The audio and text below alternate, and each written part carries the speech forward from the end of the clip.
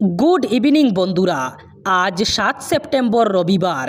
আজকের সন্ধ্যার বরাক তথা সমগ্র আসামের গুরুত্বপূর্ণ খবরগুলি হল: আজ চন্দ্রগ্রহণ, এক বিরল মহাজাগতিক ঘটনার সাক্ষী হতে চলেছেন বিশ্ববাসী।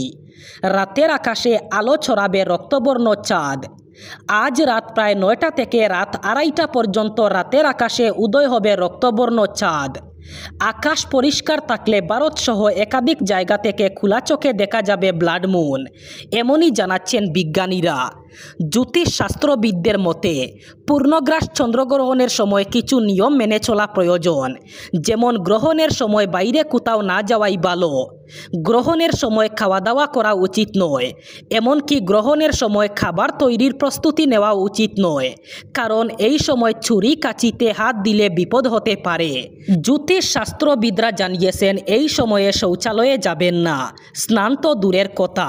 পূর্ণগ্রাস চন্দ্রগ্রহণের সময় দাঁত মাজা উচিত নয়, চুল দাড়ি কাটা উচিত নয়। সেই সাথে তারা জানিয়েছেন খালি চোখে গ্রহণ দেখবেন না, তাতে চোখের ক্ষতি হতে পারে।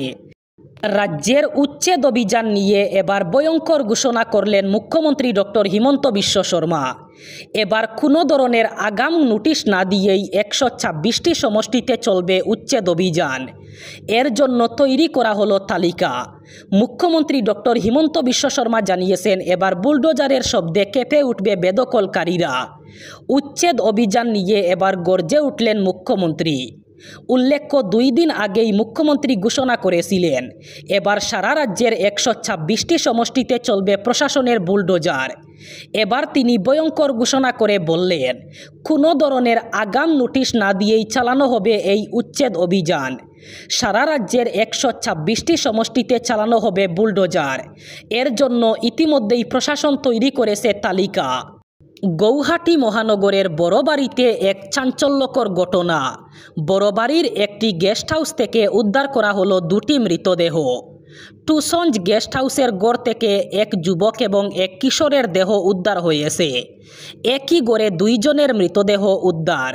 কিশোরটি নিখোঁজ হওয়ার অভিযোগ থানায় আগে থেকেই দায়ের ছিল। গতকাল সকাল থেকে কিশোরটি নিখোঁজ ছিল। সেই অভিযোগের ভিত্তিতে রাতে পুলিশ অভিযান চালায়। পরে মৃত অবস্থায় কিশোরটির দেহ উদ্ধার হয়।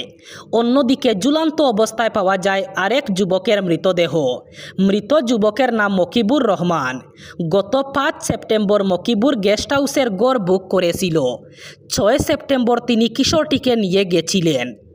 একটি থার গাড়ি ভাড়া করে কিশোরটিকে আনা হয়েছিল। ফরেনসিক টিম গেস্ট হাউসটি খুঁটিয়ে পরীক্ষা করছে। এবার মিয়াদের দমক দিয়ে বিপদে রাজনৈতিক সংগঠনের নেতা। শিবসাগরে জাতীয় সংগ্রামী সেনা অসমের 4 জন নেতাকে আটক করার পর সংগঠনের নেতা সিতু বড়ুয়ার হুঙ্কার, আমাদের সংগ্রামী চতুর্থকে কারাগারে নিক্ষেপ করার পরেও আমাদের সংগ্রাম বন্ধ করতে পারবেন না। মিয়াদের বিরুদ্ধে অভিযান চলতে থাকবে। উজান অসমে থাকতে পারবে না একজন মিয়াও। কোনো শক্তি মিয়া বিরোধী অভিযানে বাধা দিতে পারবে না। কারাগার আমাদের অলংকার। জাতীয় সংগ্রামী সেনার 4 জন নেতাকে আটকের পর এভাবেই গর্জে উঠলেন সিতু বড়ুয়া। তিনি জানান, মিয়াদের বিরুদ্ধে নো কম্প্রোমাইজ। অসমে একজন মিয়াও থাকতে দেওয়া হবে না। আমাদের যতই গ্রেফতার করুন না কেন, মিয়াদের বিরুদ্ধে আমাদের অভিযান বন্ধ হবে না।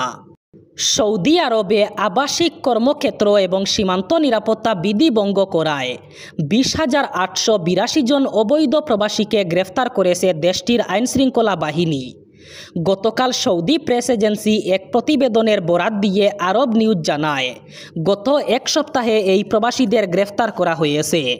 প্রতিবেদনে বলা হয়, গ্রেফতারকৃতদের মধ্যে আবাসিক আইন লঙ্ঘনের দায়ে 12,975 জন, অবৈধভাবে সীমান্ত পাড়ি দেওয়ার চেষ্টাকালে 4,185 এবং শ্রম সংক্রান্ত আইন ভঙ্গের দায়ে 3,722 জনকে গ্রেফতার করা হয়েছে।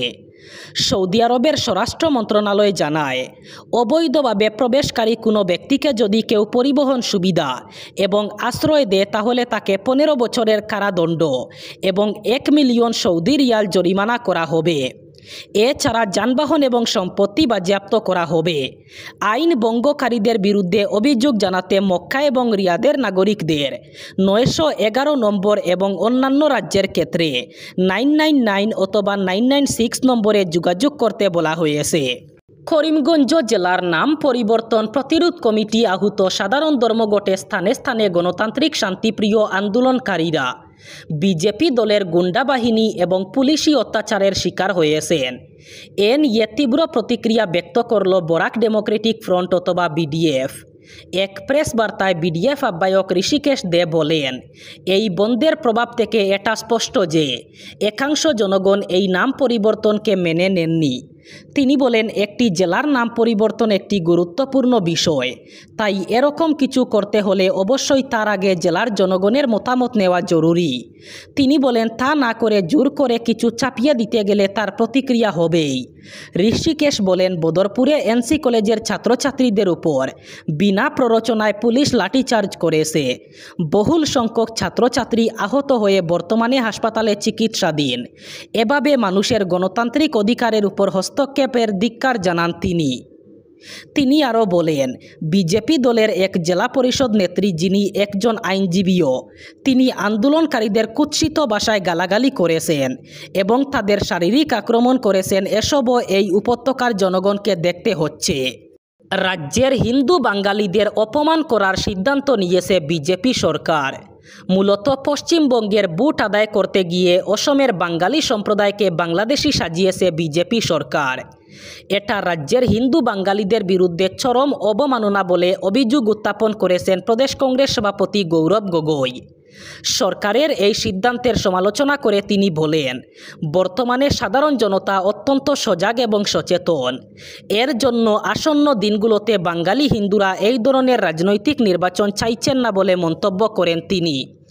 কেন্দ্রীয় সরকার কা আইনের সংশোধন করে নাগরিকত্ব আবেদনের সময়সীমা 10 বছর বাড়িয়েছে।